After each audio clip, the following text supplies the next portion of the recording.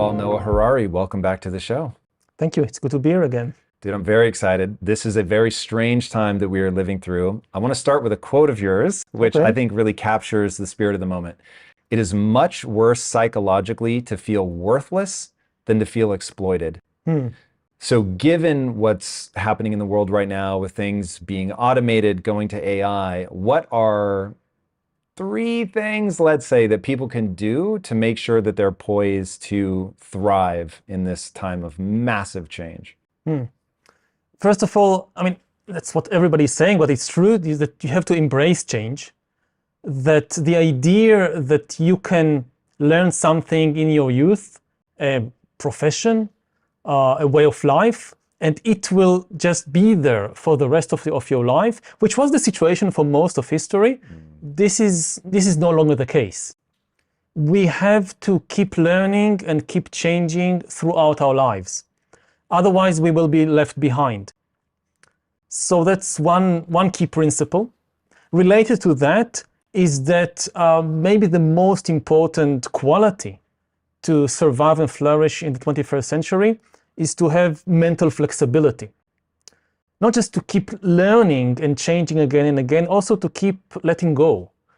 Part of what makes it difficult to learn new things that we hold on. Like, I spent so many years learning something, and now the world has changed.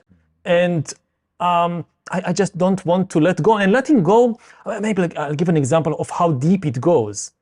Like, it's not just what you learned in college or what you learned in kindergarten. It's even what you learned as a baby, as a toddler, like learning how to see or learning how to walk. And what does that mean, that I have to relearn how to see and walk? Well, as virtual reality improves, and with all the talk of the metaverse and so forth that we'll discuss later on, increasingly, it's likely that there will be many more activities shifting from the physical, biological world that we know into a new reality, a virtual reality, which has different physical and biological laws. Even the laws of physics there are different. So whether you want to interact socially there, or maybe you have a job in virtual reality, in the metaverse, or maybe you design, you have a new job designing fashion, designing shirts for virtual reality because people want to look good there. You need to forget how physics and light and gravity works here, because it works in a different way in that reality. So just, what does it mean? Like, I'm now 46. Let's say I have a new job designing fashion for the metaverse. How can I, at age 46, kind of forget what it means to see and learn from scratch how to see things? Are you optimistic that adults can do that? Humans have an amazing ability to adapt and to change. It's often said that AI is nowhere near its full capabilities, but human beings too are nowhere near their full capabilities. We really have no idea what we can still do, what our mind can still do. If you think about jobs again, so the biggest change in the job market of the 20th century, looking at the previous century, it didn't come from any technological invention. It actually came from unlocking the potential of half the human species. Women, which were barred from so many jobs because people thought they were incapable of doing that, and they didn't have the education and training and so forth. And the feminist revolution and the changes in gender relations just completely changed the job market. And you didn't need to genetically engineer women's DNA or to kind of connect them to some new device. No, the potential to be presidents, to be judges, to be journalists, to be scientists was always there, but it wasn't tapped. And it's to a large extent, I hope we'll see something similar in the 21st century, that yes, we have all these new challenges, but we also have this amazing untapped potential within us. But this links to the third thing, which is we can't do it alone.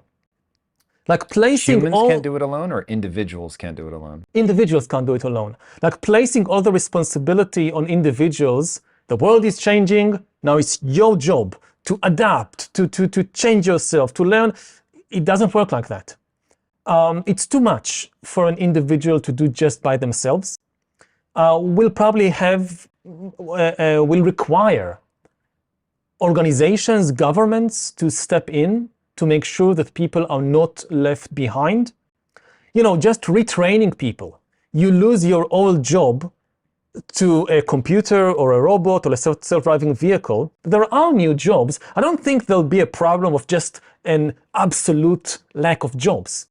All jobs disappear, but new jobs emerge. The really difficult thing will be the transition. And the transition, first of all, you need some kind of financial assistance. Like you lost your old job, you need to retrain for a couple of months for a new profession maybe, who is going to support you during this time. So just as in the 20th century, governments built this huge infrastructure for educating the young, schools and colleges and so forth, will now need to build another infrastructure to educate and to retrain people in the 40s and 50s.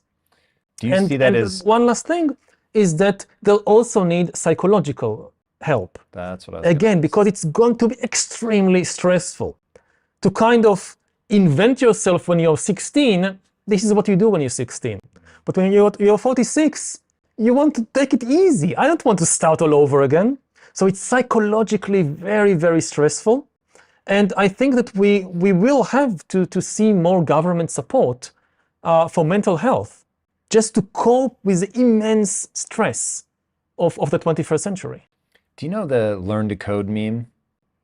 The? Learn to code. Oh, learn to code. So people are getting booted off of social media for saying it. It's one of those things that took me so by surprise. So anybody, I think, that spends enough time contemplating, okay, AI, what's the future? I'm sure we'll get into data harvesting and stuff like that. You really do begin to understand that the future belongs to the technically savvy. Mm-hmm. And if you are a 46-year-old truck driver, sort of the classic example, because that's, going the way of the dodo, and it's, not something that requires a high degree of education or necessarily even a ultra high IQ. Not saying that drivers don't have a high IQs. I'm just saying it doesn't necessarily max your IQ to do that job. And so when people say, okay, if the future belongs to the technically savvy, we know drivers are going to, be without that job, then they should learn to code to get a new job. And my instinct was, yes, that's absolutely true. And I came to that debate super late. And so by the time I got there, people were already getting banned off social media for saying it. And I was like, wait, what? So going back, I couldn't understand why telling the individual that you're going to be a participant in this. I'm not opposed to, I think it's a great idea for governments to create a safety net. I think it's a bad idea for governments to drag you across the finish line. And I think that ends in tyranny every time. So where do you see, because it will be hard and there will be people left behind, I don't see any way around that. And nature, so curious to see if you agree with this, nature does not care. Nature will leave you behind in a heartbeat. Mother Nature is more than happy to obliterate people, watch an entire generation get eaten by a change, doesn't care. Mm-hmm. So how do we, without incapacitating the people that have to relearn and do this very difficult thing, how do we encourage them to move forward without either abandoning them on one side or dragging them forward on the other? Mm-hmm. Well, first of all, I have to say that I'm not sure that coding is such a safe job, because coding too could be automated. Maybe you could also need a lot of therapists.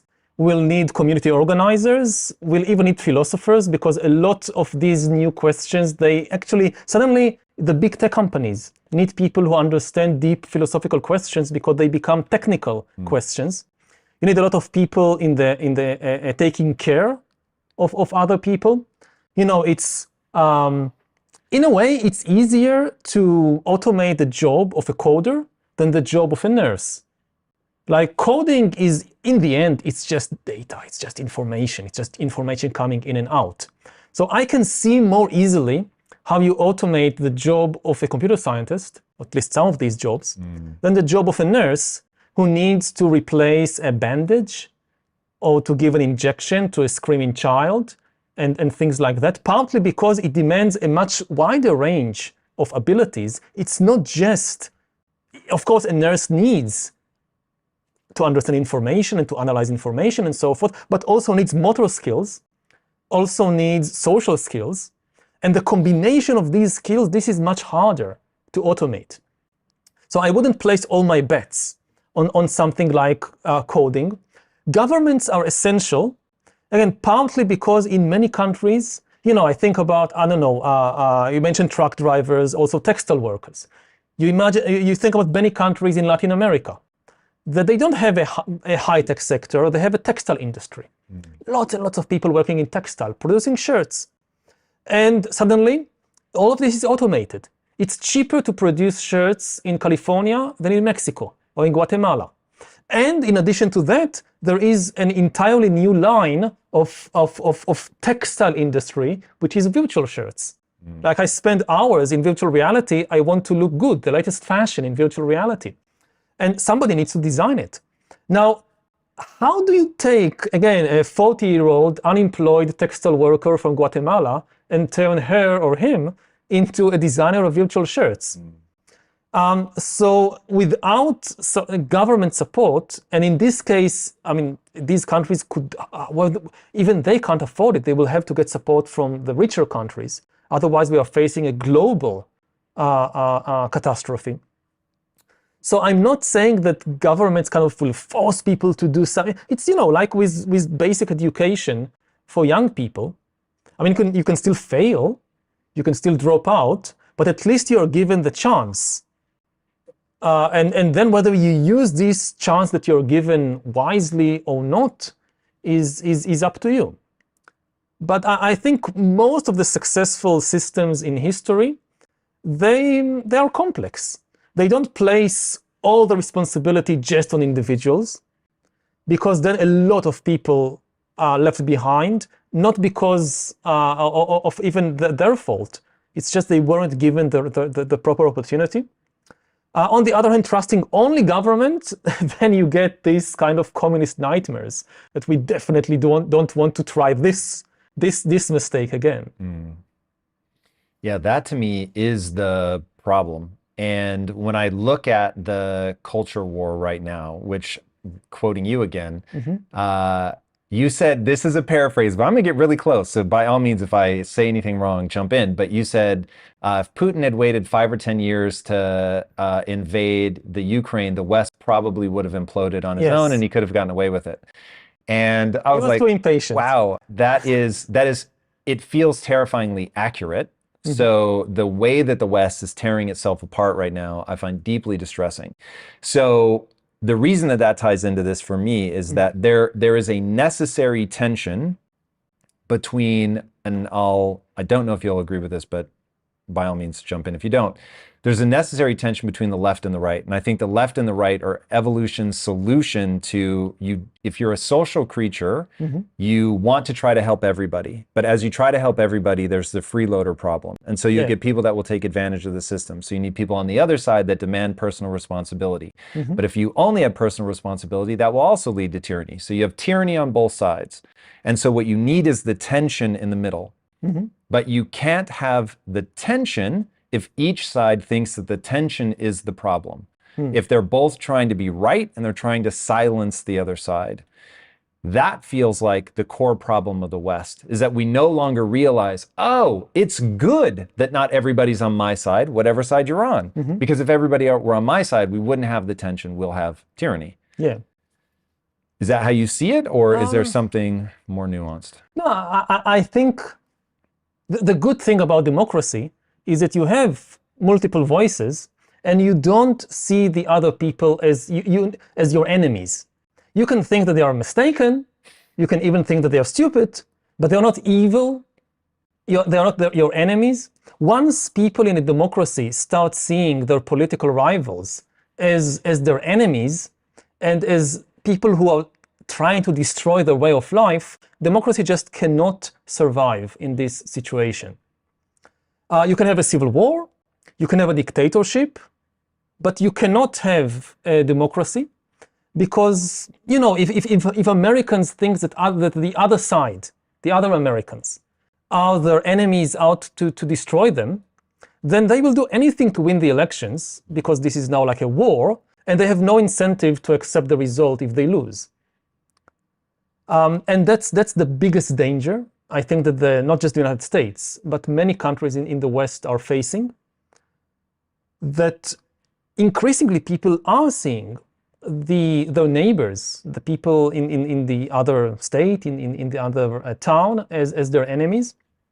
It's not so clear why this is happening, because actually the ideological differences today are much smaller than they were 50 years ago or 100 years ago. Before you finish that, can I set something up? I'd never heard anybody talk about this before. I know where you're going. Okay. So you said this is all you. I thought this was so brilliant and gave me a way to understand what's happening.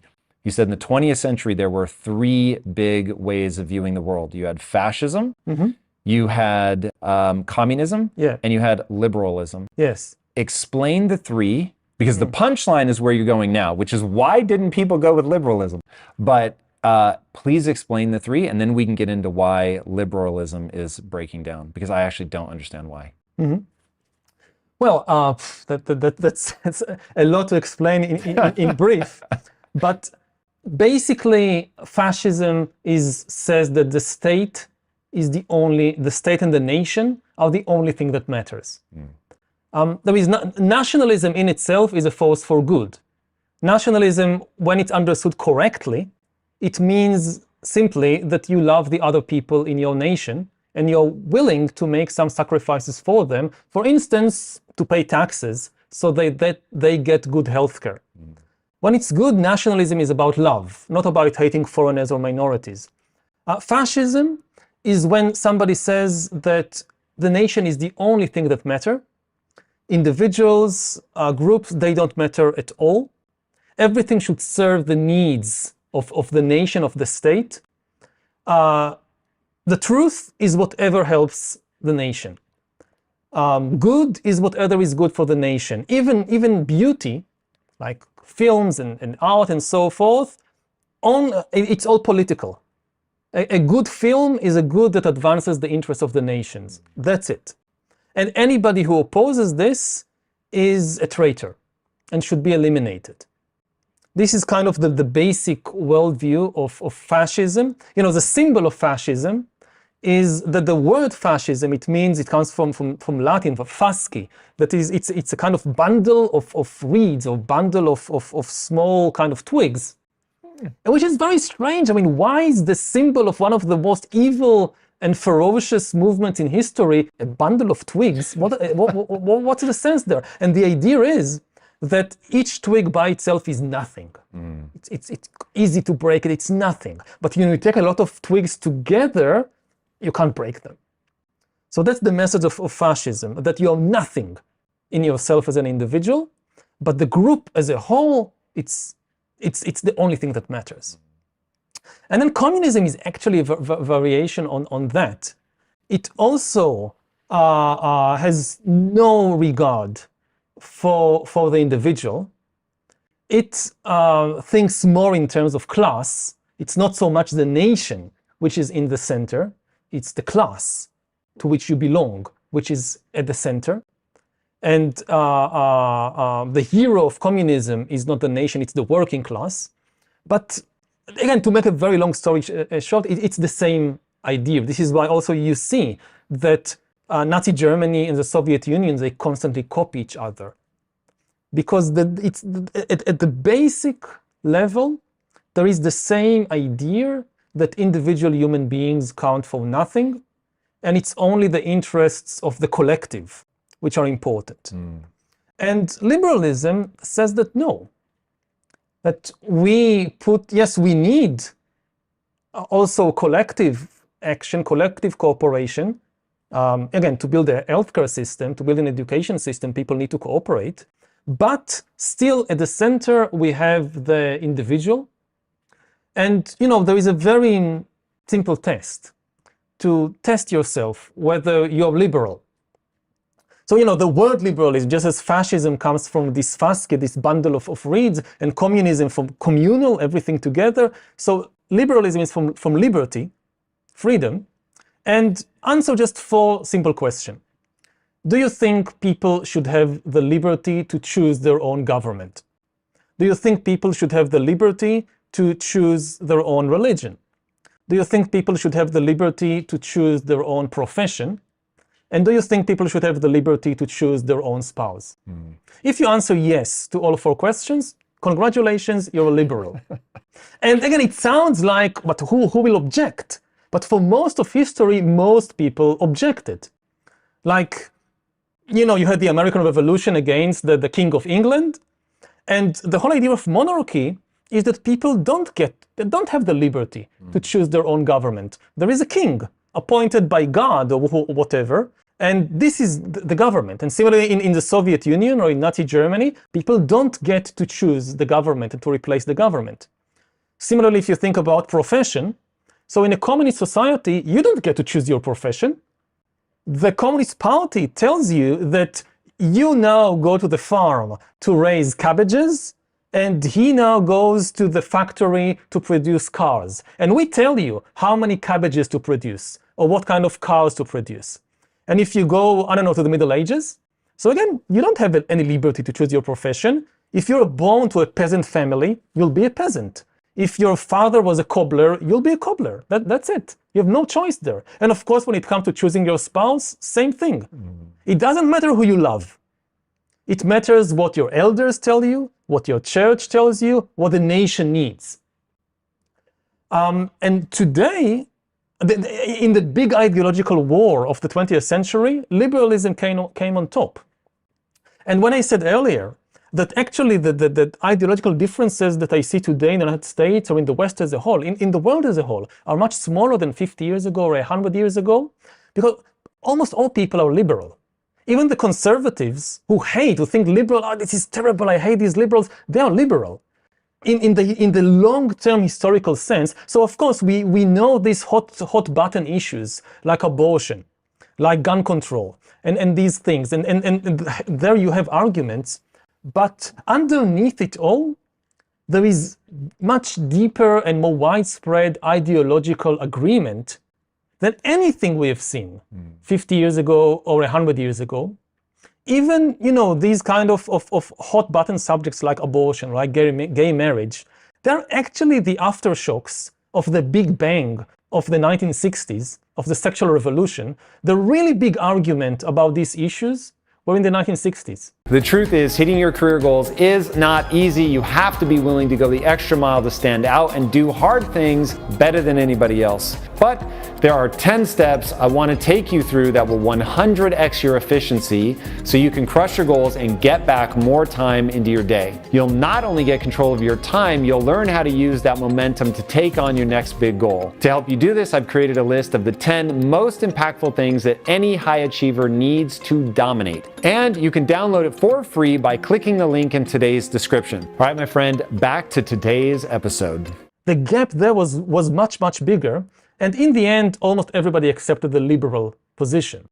In the 1950s, universities could expel students from university if they had sex before marriage. Whoa. This was sex before marriage. This is... and who wants to go back there? I mean, a divorce was kind of was unthinkable. Marriage between a white person and a black person was legally prohibited. So crazy. And this was, 50, 60 years ago. So I'm not saying that there are no ideological differences remaining or that there are no kind of debates, but if people could step back and look at the long-term view, they will be amazed how close actually Republicans and Democrats in the US are. Republicans today are far more liberal on, say, LGBT rights than Democrats were in the 1960s. So, and another, I think people should ask themselves, okay, we have these remaining disagreements. is it a good enough reason to destroy the American Republic over that? To destroy basically Western civilization over that? So, you think about the American Civil War, and people today, some people say, okay, we are approaching another civil war. Imagine a high school student in 100 years having to write a test about American history, and they get two questions. What was the first civil war about? That's easy, slavery. What was the second civil war about? Is there anything as clear as saying that it was about that? It was about gun control. It was about whether transgender people can go to the same toilet or not. What was it about? And I think that the tragedy of what's happening now in the US and in much of the West is that, again, the ideological differences are small on the ground, but they are very big in people's imagination. People have fantasies about what the other side is planning to do, which are completely divorced from reality. In the 20th century, you didn't need to fantasize what these communists want to do. They told you. That you listen to somebody like Lenin or Stalin, they tell you, we want to completely abolish private property. It's not a fantasy in the minds of some liberals that this is what the communists want to do. The same thing with the fascists. You just need to listen to Hitler. He literally detailed everything he wanted to do. I'm going to do this and this, and the Jews are a problem, and we're going to do this. I was like, what? I could not believe he published all of that before he rose to power. Insane. It was in the open. And now much of the kind of gap is mostly in the imagination of people. And the tragedy is that in history, you can get terrible, terrible wars. I'm not saying everything that I said now is not like it's not going to be a civil war. It's not going to be civil strife in the... No. The tragedy of history is that very often you get terrible things happening without any good reason at all. That afterwards, when you look back, you ask, what was this all about? Like you think about the wars of religion in Europe in the 16th and 17th century, which, by the way, was part of the reason that people fled Europe to come to the United States. And Protestants and Catholics killing each other by the millions. Like a third of the population of Germany died in the 30 Years' War between Protestants and Catholics. A third of the population. And you look back today, even as a Protestant or a Catholic, and you ask yourself, what was this about? And it's completely incomprehensible. To the people back then, it looked like the most important things in the world. Like whether you believe in this theological view or that theological view, whether you do the Mass with this ritual or with like a very big issue, whether you give the ordinary Christians during Mass only the holy bread or also the wine. And you look back at it, are you going to have a big war over that? Yes, they did have a very, very big war over that. And also people sometimes have big wars over fantasies in their minds. We have now just an example, with the Russian invasion of Ukraine. So Putin had all these fantasies in his mind. For instance, that NATO is threatening Russia. Very simple question. Name the country which was about to invade Russia in 2022. But the Germans were about to invade Russia. Have you been to Germany lately? Do you think these people, what they want to do in life is go and invade Russia? Do you think the French want to invade Russia? Napoleon will come out of his grave and lead the Grand Armée again to Moscow? This is complete fantasy. But fantasies often shape history and cause people to do, terrible things. Yeah, so I have a hypothesis. I know you don't believe that history repeats, but that humans do have biology. We have a nature. Humans are like something.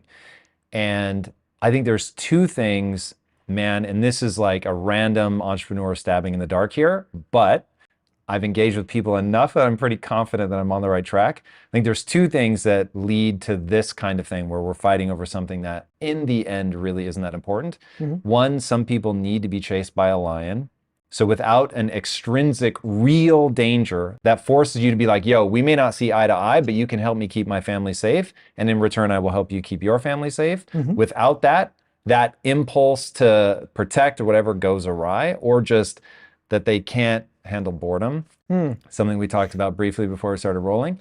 And then the other thing is Nietzsche's will to power. And I did not understand the culture war until I started reading about Nietzsche and the idea that it can manifest beautifully. We want to get better. We want to improve. We want that control over our life to manifest what we could be. But then there's also the toll booth person that isn't going to let you through if you don't have exact change, because they can. And that they get to feel that sense of, okay, I matter. I have some control over the world. And that desire to have power, coupled with there's nothing real to fight against, puts humans in a very weird situation where they will pick up on minor things and we just run in opposite directions so that we have the expression of the will to power. Now, I am new to Nietzsche, so I do not claim to fully understand him. But it seems like he saw it as a pretty broad spectrum. It could be a beautiful thing. It could be an ugly, petty thing. So I don't want to paint it with like these dark overtones and wolves howling in the background, but like that it can manifest in a pretty ugly way. I completely agree that much of what we see now is not an ideological battle. It's certain politicians who, as you say, what is driving them is power, not ideology. And they are using divisive issues. The way to gain power is to take a certain issue and politicize it, and they are searching for issues that can get people enraged, that can and then harness this energy to get to power. So a lot of the issues that people are fighting over, if they were depoliticized, they could have been solved much more easily. But you take these issues and you turn them into these big ideological battles, and then nobody wants to back down. It becomes this tribal affair, and this is the way that these leaders ride to power. And again, we see it so many times in history. It's really terrible. I think that the job of leaders should be actually to heal the community, to bring it together.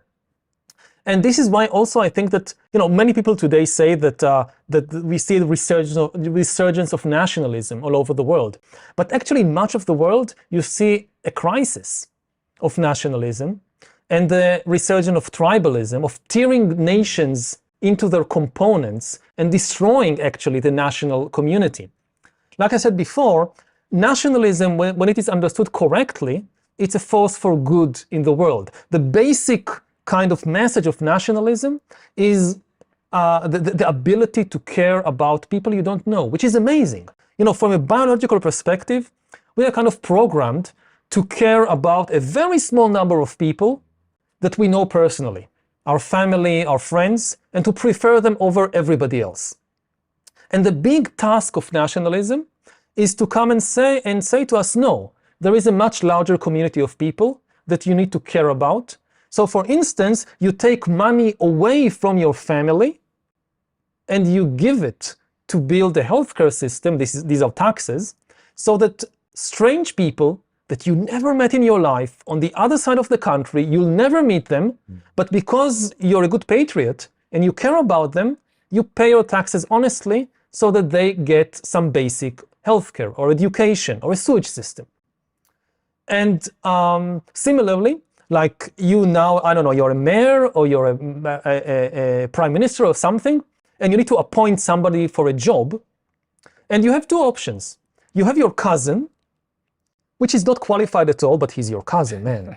And you have like a very qualified person who is a stranger.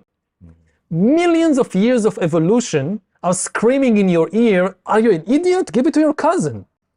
But patriotism tells you no. You should give the job to the qualified person because they would do a better job for the community.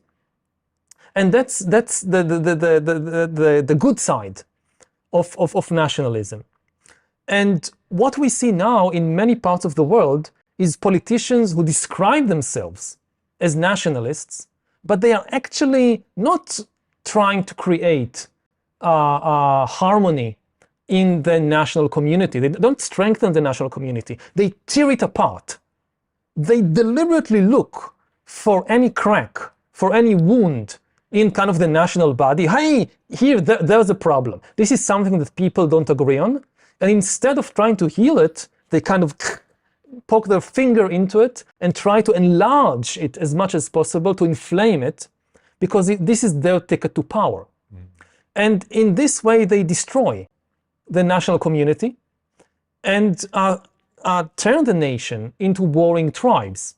And then they place themselves at the head of one tribe and tell people, you have to follow me, otherwise the other tribe will destroy you. And you're completely right. This is simply the will to power. It works. We see, unfortunately, in many parts of the world, we see that it is working. Not just in the US. I mean, there are elections this week in Brazil. There are elections next week in my country, in Israel. It's exactly the same. Instead of leaders who are trying to heal the national community, you see leaders that try to destroy it and get power by kind of leading just one tribe. Yeah, this is why, like, I'm a super optimistic guy. As I was saying before we started rolling, like, when it comes to AI, the metaverse, all that stuff, you're going to have to slap me back to reality because I'm so optimistic. But on this, I am pessimistic only because when I look at the human animal and the way that we're wired and what biology tells us to do, I don't see, it feels like a positive feedback loop that has been magnified 1,000-fold by social media. And so now information is coming at us so fast, it's memeified, so it becomes very easy to digest. Yeah. I have a level of confusion because so much is coming at me. If I feel insecure, nothing, from a biology perspective, nothing is more intoxicating than the certainty of righteous indignation. So the reason that somebody can acquire power by poking at something is they're telling me exactly how to feel about something very concrete. And so it's like, you should hate those people because they have guns. You should hate those people because they believe in abortion. You should hate those people because on and on and on. Yeah. And so now in all of my confusion, I have absolute certainty, and through a weird quirk of evolution, that calms my mind and distracts me from all the like internal emotional turmoil that I was having. And it's like the only way that I see that running its course, so that it's like labor. Once a woman goes into labor, there is no stopping it. She's either going to die or she's going to give birth to the child. Those are your two options. There's nothing in between. Yeah. Because you're in that positive feedback loop. I feel like, and Lord knows I want you to tell me that we're not, but I feel like we're in a positive feedback loop right now of people racing away from each other. And the only way that they will come back to the middle is through enough suffering. And every war proves that after a while, you just don't want to fight anymore. And you've seen too many people die, and it's like, oh my God, this is so horrible. Now I'm willing to compromise. Now I'm willing to come back to the table.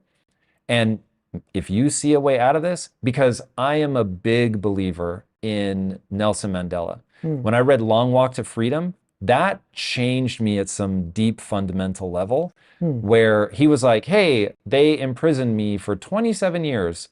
And what's my answer when I come back out? To find what I've heard you refer to as a middle way. So way number one is to remain oppressed. Clearly, he wasn't prepared to do that. Way number two is to become the oppressor. And he was like, you give up your humanity when you become the oppressor. So he's like, you might be in power, but you give something up that's not worth giving up. The third way, the way in the middle, is to heal people, to bring them back together. And so I'm like, if he can do that, like, none of us have an excuse. But I don't think that we can. I think he was such a freakishly rare human. I just don't know who we turn to. Well, I'm less optimistic about the metaverse and all that, and we'll discuss this in a minute. But I'm more optimistic. We can trade optimisms. Yeah, I'm the opposite. I'm more optimistic about. I mean, not like terribly optimistic, but a little more optimistic. All right, let's hear it. About our chances, kind of politically and so forth. I mean, first of all, I look at the long-term process of history. We started tens of thousands of years ago, hundreds of thousands of years ago, as isolated bands. I mean, 100,000 years ago, you have humans living in small hunter-gatherer bands of a few dozen individuals. And over history, you see that the direction is very, very clear. Humans find ways to trust more and more strangers, to come together into larger and larger groups, even though kind of evolutionarily, it makes no sense. I mean, we are programmed to trust just a very, very small number of individuals that we know personally. And yet, we have nations, we have countries of hundreds of millions of people. We have a trade network which covers basically the entire globe. So humans find ways how to overcome these tendencies and to develop trust. And when you look specifically even at the issue of violence and war, the last few decades have been the most peaceful era in human history. Now, I know there have been conflicts and wars in the last few decades. I come from Israel, you don't need to tell me. I lived in the Middle East all my life. But when you look at the statistics, it's the most peaceful era in human history. It's an era when humans had more chance to die from eating too much than from human violence. In most of the world, it became unacceptable for one country to just invade and conquer its neighbors because it's stronger. You see it in the state budgets, maybe in better than in any other place. For most of history, the number one item on the budget of every king and sultan and emperor is the army. The army, the navy, the fortresses, the military. In recent decades, the average expenditure of governments all over the world together, the average on the military is about 6%. Wow. That's amazing, because this is what enabled the resources to shift to, again, education, welfare, healthcare. Most countries spend much more on education, healthcare, and welfare than they spend on their military. What is up, my friend? Tom Bilyeu here, and I have a big question to ask you. How would you rate your level of personal discipline on a scale of 1 to 10? If your answer is anything less than a 10, I've got something cool for you. And let me tell you right now, discipline, by its very nature, means compelling yourself to do difficult things that are stressful, boring, which is what kills most people, or possibly scary or even painful. Now, here is the thing. Achieving huge goals and stretching to reach your potential requires you to do those challenging, stressful things and to stick with them even when it gets boring, and it will get boring. Building your levels of personal discipline is not easy, but let me tell you, it pays off. In fact, I will tell you, you're never going to achieve anything meaningful unless you develop discipline. All right, I've just released a class from Impact Theory University called How to Build Ironclad Discipline that teaches you the process of building yourself up in this area so that you can push yourself to do the hard things that greatness is going to require of you. All right, click the link on the screen, register for this class right now, and let's get to work. I will see you inside this workshop from Impact Theory University. Until then, my friends, be legendary. Peace out. And that tells us that it's possible. Now, we shouldn't be complacent and think that, oh, this is now, that's it. We have peace, we can just relax. No, peace didn't come from some change in the laws of nature or because of divine intervention. It came because people, countries built good institutions, not just on a national level, but on the international level. Since 1945, countries have built a rule-based international system, which had many problems, but still managed to provide more peace than in any previous era. This is now in question. The Russian invasion of Ukraine and other developments are so frightening because they endanger the biggest achievement of humanity, this era of relative peace. You know, if Putin is allowed to get away with what he's trying to do in Ukraine, then you will see defense budgets all over the world skyrocket. Already now, lots of countries, Germany, Japan, countries in Europe are doubling, tripling their defense budgets.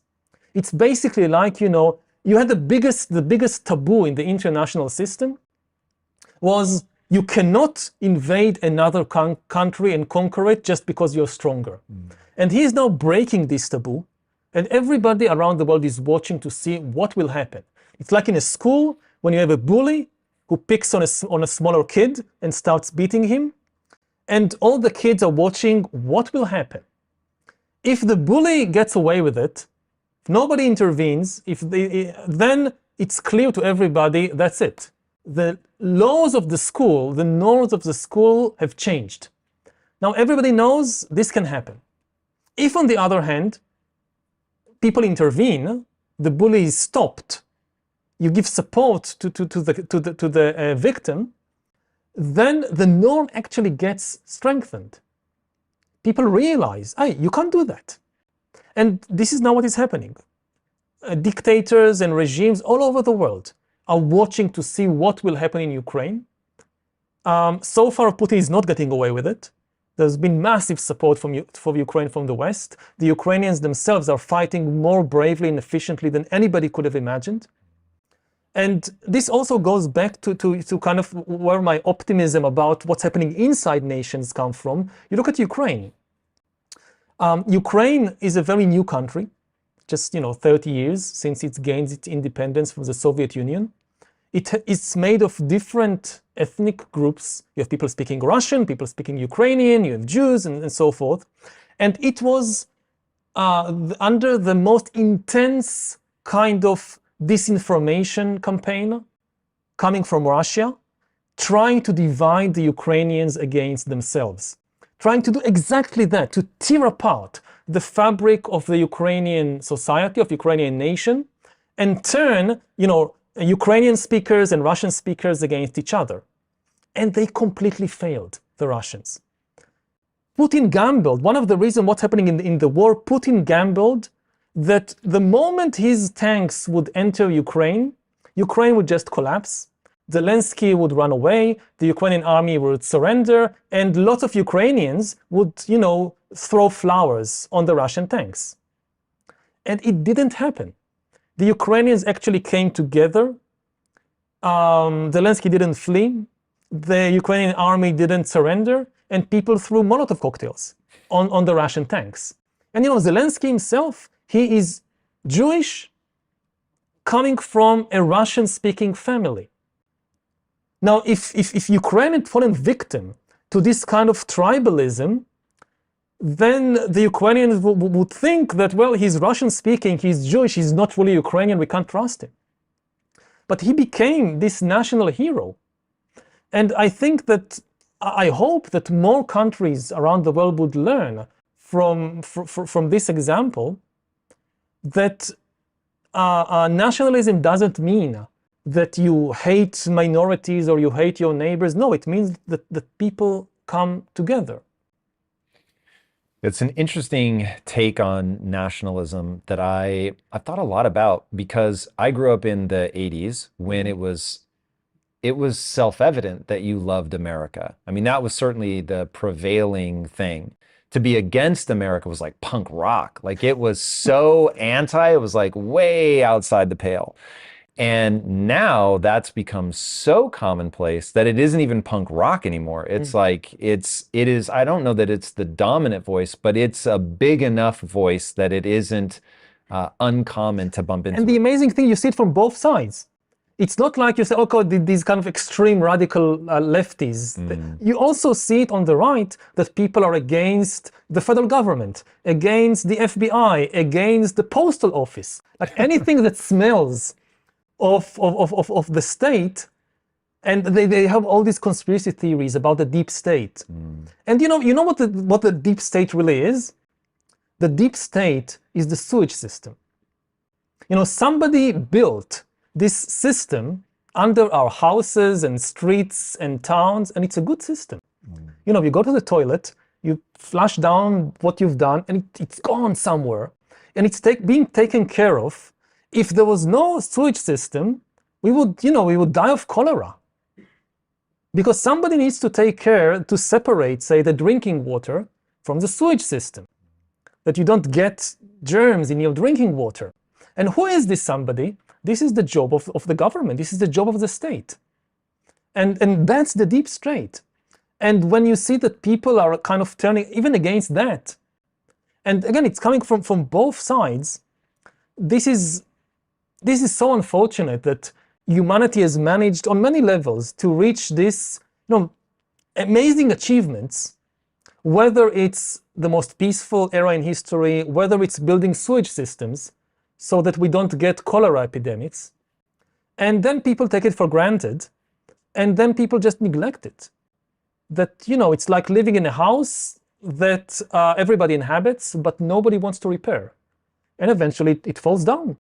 And like you said, then people realize what they missed. Like when you have a war and you see people dying and suffering around you, then you look back and you say, actually, we had it so good before. How do we get back there? And hopefully we realize in time what we can lose, and we don't get into the war in the first place.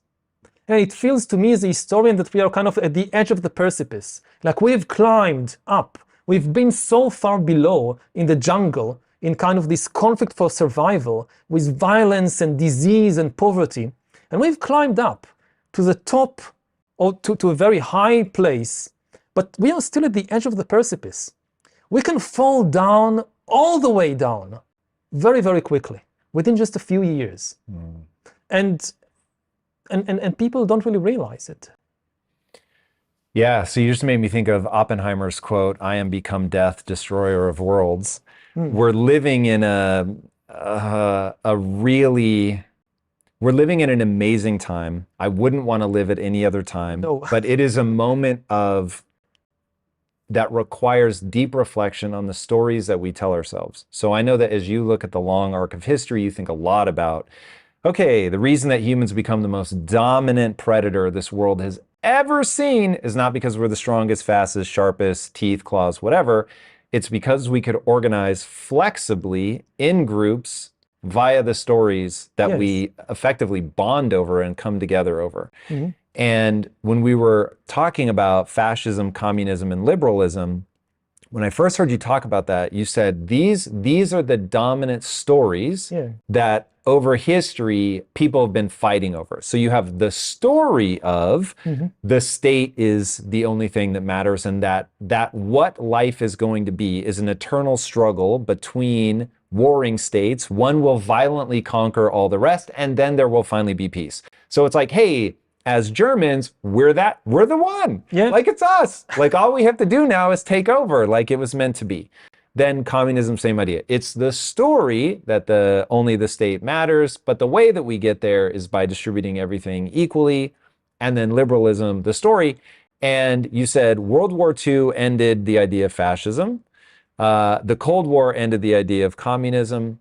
Liberalism actually worked, but it's still tearing itself apart. And so then the question becomes why? Okay, so now if we're on this precipice and it's this incredibly important moment where we've got the potential for gene editing, which you've said could destroy all of humanity. We've got the potential for AI, or AI is here, man. Anybody that doesn't recognize like how, like now that we're using it in our own business on both the traditional content side, so what we're doing now will be tremendously influenced by our ability to find our audience using AI. And then on the other side, so we're building in the metaverse. So who's designing those shirts?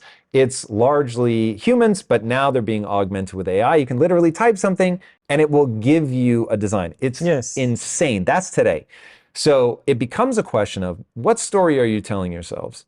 Now, I think the thing, because you and I agree on a lot, but if I had to guess on the thing that maybe makes me slightly more pessimistic than you is I believe ultimately the collective is a reflection only of the individual.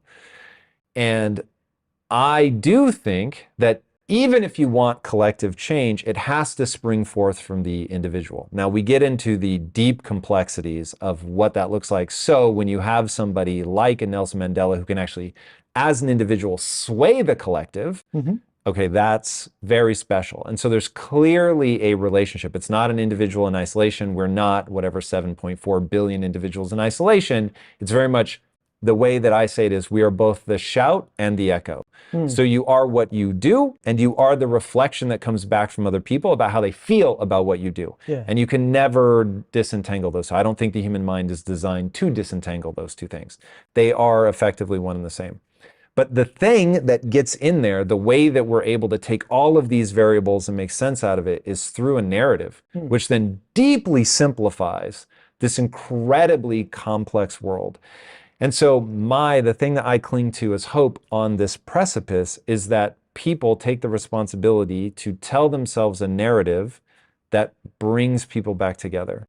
Yeah. That's the only path I see forward. And so my thing is, as somebody with a platform, I think a lot about go ahead.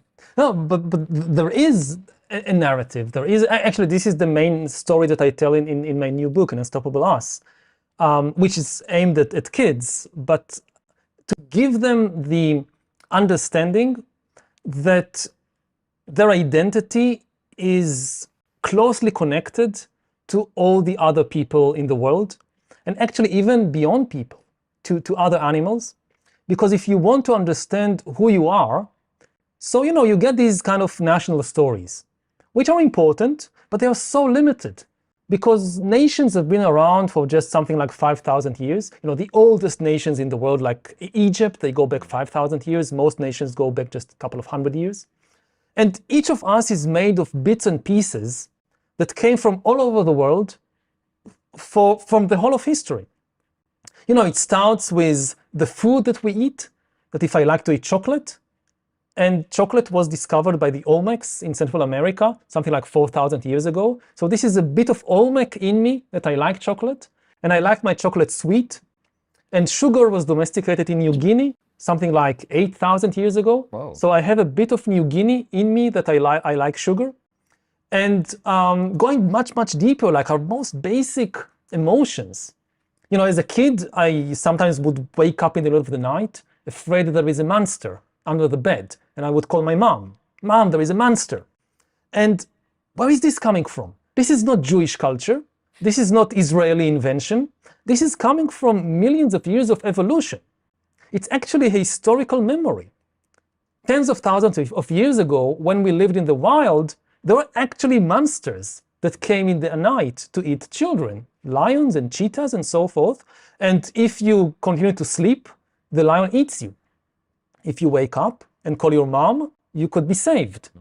And again, calling your mom, where is this coming from? Moms are not a Jewish invention or an American invention.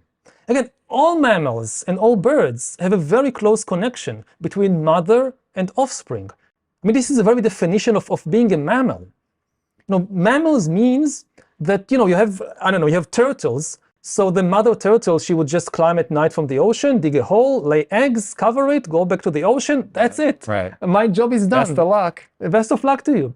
Now, as a mammal, all mammals eat their mother. Like you're born. It's a crazy way to say it, but yeah, it's true. She not only carried you in her womb, after you're born, she actually feeds you from her body. And if something happens in the connection between mother and child, you don't survive. And this is so basic in who we are. And as a Jewish kid, you should know that it's the same with Muslim kids. And it's the same with Russian and Ukrainian kids. And it's the same with American and Mexican kids. So this is something very, very deep in us that connects all of us.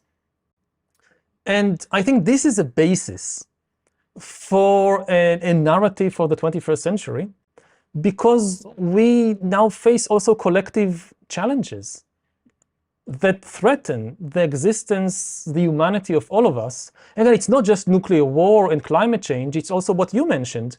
I see new technologies like genetic engineering, and to some extent also AI, as existential dangers to all of us that we should unite to face. Is genetic engineering the one that freaks you out the most? It depends, because it develops much more slowly than AI. So in terms of what it can do, then genetic engineering is probably the most frightening. Germline only, or do you not want people even messing with their own? At this stage, we just don't understand our body and our brain and our mind well enough to start messing with it. You know, basically, if you give corporations and armies and governments the technology to start changing the human body, so they will start changing, kind of developing, upgrading the human qualities that they need. Yep. They want discipline. They want intelligence. Like armies want disciplined and intelligent soldiers. So they will try to mess with our genes, with our body to make us more disciplined and more intelligent. Now, other things like compassion or like spirituality, they don't want that. You know, Putin needs disciplined and intelligent soldiers to fight his war. He doesn't want compassionate soldiers or spiritual soldiers. So even without trying to eliminate these qualities, just by focusing on what they want, we might get kind of highly intelligent and highly disciplined humans who lack compassion and lack any spiritual depth. And the terrible thing about that is that it will not be a temporary change. It could go on for generations. If you look back in history, so figures like Hitler, like Stalin, they also try to re-engineer humans. But it had a time limit. Like with education and with mass political control, they could, for a few years, change the characteristics of entire populations. Like brainwash them with Nazi ideology or communist ideology. But eventually when they fell, you get back to ground zero. Right. You get back to this body, to this brain. They didn't manage to change it. So over time, we can start again. But once you give these kinds of regimes the ability to actually change the human body, like permanently, maybe even germline, then their legacy can last indefinitely. They can create a new human species. How closely did you follow the Chinese doctor that supposedly was addressing HIV, but oops, it also makes you more intelligent? This was like very, very frightening to see that it's actually starting to happen. And again, the thing to realize is that people dreamt about it throughout history. People always dreamt to kind of re-engineer humanity. It came from different places. Think about China. So if you're a Chinese emperor, like 2,000 years ago, one of your biggest problems in life is that if you give too much power to your ministers and generals, they might rebel against you, the will to power, and want to kill you and your family and establish their dynasty. And they found a solution, which is based on bioengineering.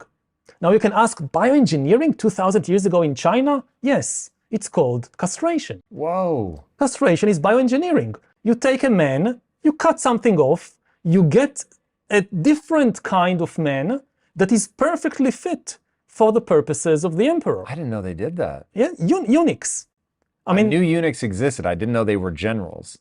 You had eunuch generals and eunuch ministers because they pose much less of a threat. They can't establish their own dynasty. Wow. And you had there are periods in Chinese history when most of the imperial administration was eunuchs. Do you have a dark view of humanity? Dude, like, you want a government job? Yes, just give us your testicles and we'll give you a government job. And this was not just China.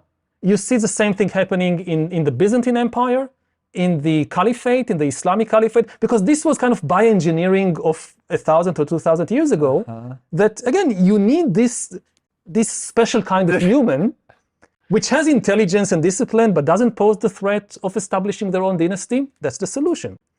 So, of course, this was very limited. But you had other, you have the Christians.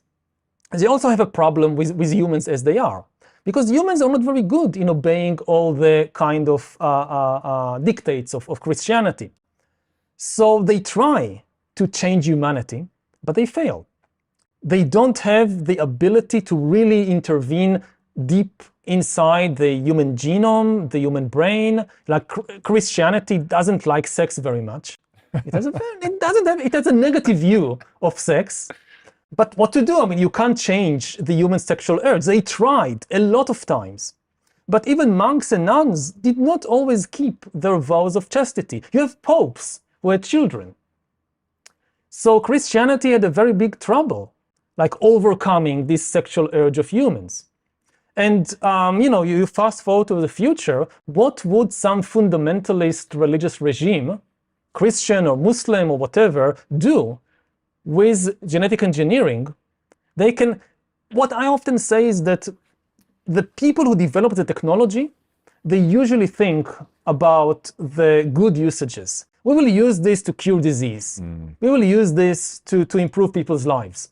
But you also need to take a moment, think about the politician you most hate in the world, or think about the religious movement or the ideological movement that which was the worst in history from your perspective, and take a few minutes to think, what would they do with the technologies that I'm developing right now? It doesn't mean we stop all technological development, but it means that we have to be very careful, especially about something like genetic engineering, which is to some extent irreversible. We have never seen something like that in history.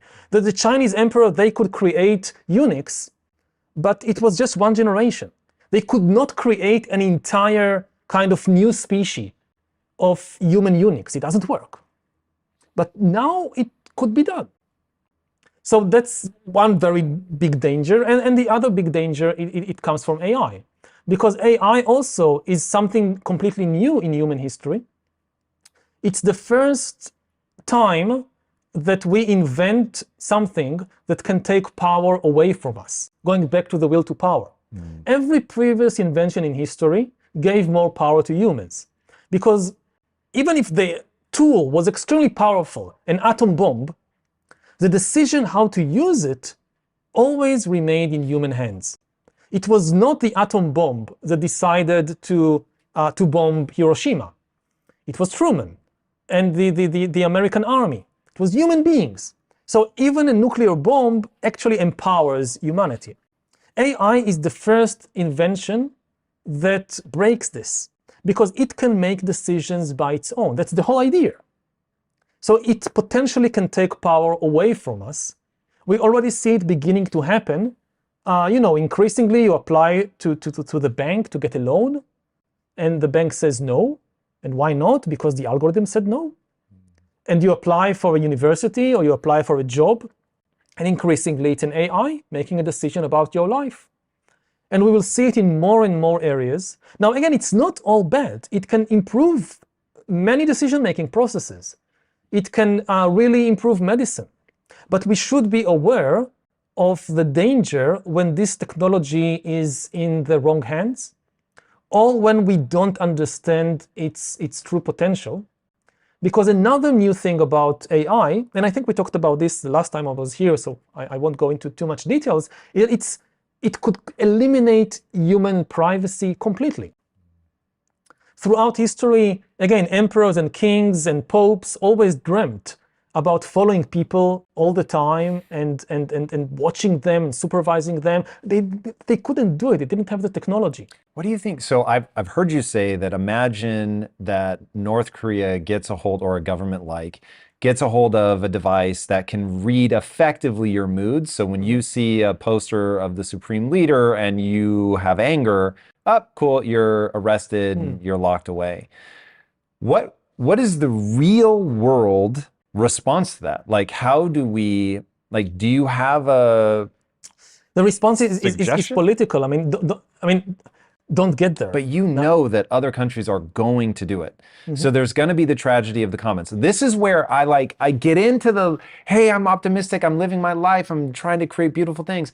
But at the same time, in the back of my mind, I'm like, humans are never going to stop. We're never going to stop. The tragedy of the commons is real. And so whatever solution we put in place has got to deal with the tragedy of the commons. Yes. Again, this is where I'm not optimistic, because the only way to really regulate a technology like AI is through international cooperation. Yep. If you think about, autonomous weapon systems, which are extremely dangerous, if only America bans them, but the Chinese or the Russians keep developing them, then very soon America will say, hey, we don't want to be left behind. We have to do it also. We don't want to do it, but we have to do it. So the only way you can regulate it is through some kind of international agreement, cooperation. And as international tensions in the world just increase, then I'm not optimistic at all about the potential to regulate this technology. Within a country, you can regulate it to some extent. You can protect people's privacy. For instance, you can have laws that say that if somebody collects my private information, they can only use it to help me. They cannot use it to manipulate me or to sell it to a third party. Now, this is obvious because we have these kinds of laws about so many other things. Like with my personal doctor, it's known for years, for generations, that you have exactly these kinds of laws. My personal doctor has a lot of very private information about me, and he or she use it in order to help me. They are not allowed to use it to manipulate me or to sell it to some political party or to some corporation. So why is Facebook allowed to do it? So this should be very, very simple. That's one defense of our privacy. Another thing that we can regulate is that we should never allow all the information to be concentrated in one place. Whether this one place is a government agency or whether this one place is a corporation, this is the high road to a dictatorship.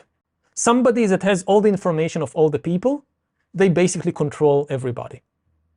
You know, I mean, even if you think about it on a global scale, that you think in 20 years you have some country that somebody in China or somewhere have the entire personal records of every politician, every judge, every journalist, every military officer in that country from the time they were little. Like every illness they had, every sexual encounter, every bribe they took, they know that.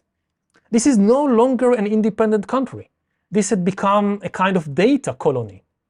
To control the colony, you don't need to send soldiers in to police people. You just take the data out.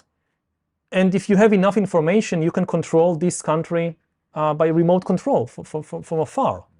So I think we need to have regulations against these kinds of things, and it can be done. And similarly, when you think about the new developments like the metaverse, we have to think very, very carefully about what's happening there. Again, I'm a historian, so I always look at things from a very long-term perspective. But hey, we know this. This has been a fantasy of humans for thousands of years. It really goes back to ancient philosophical and religious debates about what is a human being. You know, you go back to early Christianity, so you have two camps. You have one camp which says humans are embodied beings. The body is in the center, which was the old Jewish view. You own not your mind. You own not a spiritual entity, a soul. You are a body. In the book of Genesis, God creates Adam and Eve from clay, and they don't exist before that. They exist only as bodies. In the New Testament, Jesus rises from the dead in the flesh. And when he preaches to people about the kingdom of God, he means a physical kingdom here on earth with physical bodies, with biological bodies. So this was one view, as humans are bodies, are biological entities. And then there was the other view, which was influenced by Greek philosophy and so forth, and which increasingly became dominant, which says, no, humans are not bodies. Humans are an immaterial soul or spirit trapped within a physical body. The body is bad, is evil, is corrupt, is dirty, is ugly. The soul is completely pure and spiritual. We're back to narratives. Which of those narratives do you believe? I'll get to that in a moment. I'll just complete my thought that what we see now in the metaverse is exactly this argument being replayed. That is, can we, as humans, just shift to the immaterial realm of the metaverse and leave our biological bodies behind? Or is it impossible or even dangerous to try and separate our kind of mental existence from our bodily and physical existence? I'll maybe give you a little bit of hope for some of the people working in the metaverse. So I am very grounded in biology. So the things that I'm interested in with that very much coexist. Now, will it be interesting for a entirely virtual species to inhabit? Maybe that could be cool, but that doesn't help us. So even people thinking about uploading their consciousness, I've thought through that one a lot. It would be a copy of me, but it wouldn't be me. So all of the sadness of death and all that I would be hoping to avoid by doing that doesn't help. Maybe it kind of gives the same sense of having a kid, but it wouldn't by any means save me from having to deal with death. So, but the metaverse is still really interesting to me. Now, I'm a person, when I say I'm grounded in biology, I'm talking about understanding the microbiome and how wildly that influences my thoughts. And am I just a shell for microbes? Maybe. And so like, I take a very, very grounded approach to that. Now, having said that, so hopefully that gives you a little bit of optimism. Not everybody's trying to divorce from the body. I but think if you of it. spend most of the day, Well, and that I would caution against. All the important, increasingly your social life, your job is increasingly in the metaverse. The biology of the situation will make that a disaster. So Exactly. I would highly, as somebody developing in the metaverse, I will highly caution people against that, because you have to feed your microbes. You have to love and bond, and there's so many things that we pick up on. Anyway, I totally see how it derails. But if people are talking about like, hey, you can't ignore the body, this is a very real thing, you have to pay attention to this, fun place to visit, you can't live there. Hopefully we can avoid some of the nonsense that comes along with like social media, where nobody even talked about, let's talk about how this becomes deranging. Because social media has been incredible in my life. I don't have an addictive personality, so that probably helps.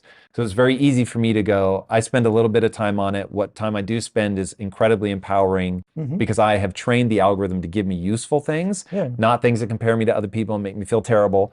So it's like, you have to be very thoughtful about stuff like that. So my hope is that we get a little bit wiser. Of course, not everybody will. But it really does come back to this idea of narrative. Like, I tell myself a narrative about what the virtual space is. It's going to keep me, I think, from hitting the major roadblocks. I'm sure there will be things I can't anticipate yet.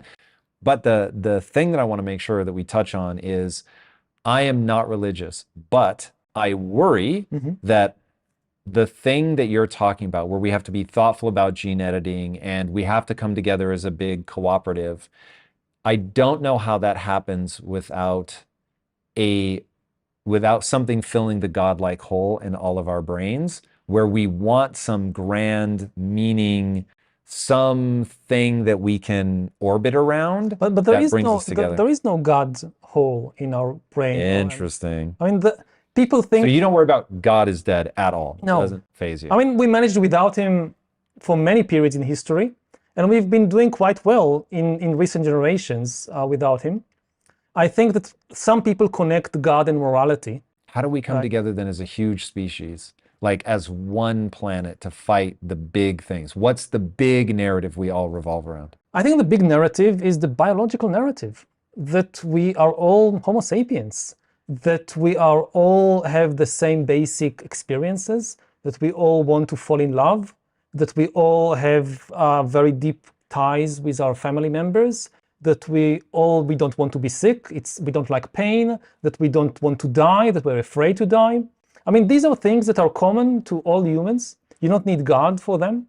And also, very important, you don't need God for morality. Some people say that, and it was common in history to have this argument, that even if God doesn't exist, we have to believe in him, because without God, people will just kill and murder and rape. And we now have empirical evidence that this is absolutely not true. I don't think it breaks down like that. I think people are missing something more subtle with that. I'm just playing with these ideas. Please don't. I hope it doesn't come across like I think I know. But I feel like the thing is more subtle. So I haven't believed in God since I was like 15. So I totally get, as I've never felt compelled to steal, murder, rape, none of that entered my mind. But when I look at sort of the broad sweep of humanity, I realize that people will fall in line with whatever the sort of dominant philosophy of their tribe is. So by way of example, I feel almost ridiculous bringing this up to you because you're a historian and I'm very much not, but the thing that stopped the conquistadors from coming up and taking over what we now think of as America, the thing that originally stopped the Americans from coming across, the Camachas tribe, I believe is the name. And so how do they become the tribe? When all the other Native American tribes were falling by the wayside and getting relegated to reservations, why didn't they? Because of sheer brutality. And reading the book Empire of the Summer Moon was utterly fascinating when he was like, they were the only tribe that fought on horseback instead of riding the horse to the fight and getting off. And so they were able to just bring this level of viciousness that we've seen throughout history in all different kinds of tribes and peoples. But hearing it described, you realize, oh, it was actually really effective. So thinking of yourself as a warrior, treating the other people as the other, that you need to stop them, kill them, torture, maim, whatever. You kill all adults. You take either the women and the adult males, you take women and children, but if they're infants, then you kill them too because it's too much of a hassle. It's like, it's actually effective, but it's super gnarly. And so what is the thing that, given how many times we've seen that, whether it's the Nazis. God never stopped it. I mean, the conquistadors did the same thing and they believed in God. So God doesn't stop these kind of terrible things from happening. 1000% agree. So that's why I said God-shaped hole. I'm trying to figure out what that, because it isn't God. I want to be very clear on my stance. I mean, we need morality. That's certainly true. So how do we make that like a thing that everyone's like, yeah? Because as you were describing, getting everybody to recognize the biology of it. So I have said 1,000 times on my tombstone, I want them to put, you're having a biological experience. That, like, you and I could not agree more about, like, I want that to work. I just don't think it will. And so how, or maybe this, how do we make you're having a biological experience so cool and so infectious that it propagates and people come together?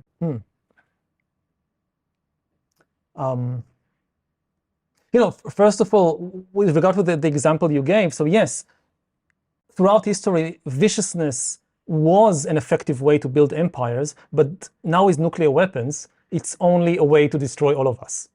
So the same way that AI is a game changer and the same way that genetic engineering is a game changer, nuclear weapons were also a game changer. That you can no longer conquer the world by force. The only thing you will achieve is the annihilation of everything. Just to be clear really fast on that, all I'm saying is that they became the tribe not by being genetically superior, by having a belief system that made them unstoppable. Yes. So, and this now becomes more and more dangerous to have this kind of belief system. We need, I mean, again, if you have a lot of people in the world, different groups with this kind of belief system, you end up with World War III. And with the type of weapons we now have, not just nuclear weapons, but also increasingly AI and robotics and so forth, this is the end of humanity. Unless the thing, the belief system that's powerful is one of beauty. I just don't know how to make beauty contagious in the way that the will to power is contagious. Well, I don't either, but one thing that makes me hopeful is that you don't see a kind of constant level of violence throughout history. You do see periods of peace and periods of war. We have just experienced, as I said earlier, some of the most peaceful decades in human history. So this makes me hopeful. And we need to find ways to connect people. I don't think God is a good way because different people have different gods. And, you know, coming from Israel, both sides believe in God, but he tells them different things. And he tells the Jews that Jerusalem is yours, and he tells the Muslims Jerusalem is yours, and then they fight over it. And the tragedy is that it's a completely unnecessary conflict. You know, if it was some kind of objective necessity, like you have two people alone on an island, there is the last apple or the last piece of bread, whoever gets it survives, the other dies, then I say, okay, you know, this is a situation when conflict is maybe inevitable. But this is not the case in my country. There is enough food, there is enough territory between the Mediterranean and the Jordan River to feed and to house everybody. Humans usually don't really fight about objective biological things the same way that wolves or chimpanzees fight. They don't really fight about territory. They fight about fantasies in their minds. That both sides have a fantasy about Jerusalem, which is just incompatible with the story, with the mythology of the other side. And this is what they fight about the fantasy in their mind. I mean, going back to the metaverse in a way, when you go to Jerusalem, I teach there at the Hebrew University, so it's a place like with biological glasses of an ape. You see, it's just like every other place. You have trees, you have stones, you have buildings. It's the same like Los Angeles, like any other place. But then you put on a different set of glasses, you put on religious glasses, and you see angels, and you see divinity, and you see sacred stones and sacred trees, and everything is sacred. You know, a sacred place is a place plus a story about the place. And this is at the bottom of most conflicts in the world. Also, you look at, again, the Russian invasion of Ukraine. Is it about territory? Russia is the biggest country in the world. They need more territory? This is the thing they need, more territory? No. It's about the fantasies in the head. I think that the more we come back to the level of the body, of biology, the more common ground that we have. Throughout history, you got the opposite narrative. You got a narrative, again, from religions like Christianity, that the body is the source of all the bad things in life. And the mind, this is a kind of the more spiritual, more beautiful, better part. And most of the time, it's the opposite. That on the level of the body, we can relate to every other human being in the world, because biologically we are the same. What creates this huge distance between us is the fantasies that the mind imagines and produces. So I think that, again, if I have hope for humanity in the 21st century, is actually getting a little away from thinking too much from the mind and grounding ourselves a little more in our body. I love it. Where can people follow you? Where can people follow me? I have a website, ynharari.com. And from there you can get to all kinds of other stuff like books and videos and whatever. Yeah. I have clung to every word of every one of your books. So thank you, and thank you for being on today. It was amazing. Guys, if you haven't already, be sure to subscribe. And until next time, my friends, be legendary. Take care. Peace. If you're looking to really understand yourself and thrive in the future, be sure to watch this next episode, which is all about finding success in life. If we saw completely into ourselves, we would hate ourselves so thoroughly that we wouldn't get out of bed. We would all be killing ourselves.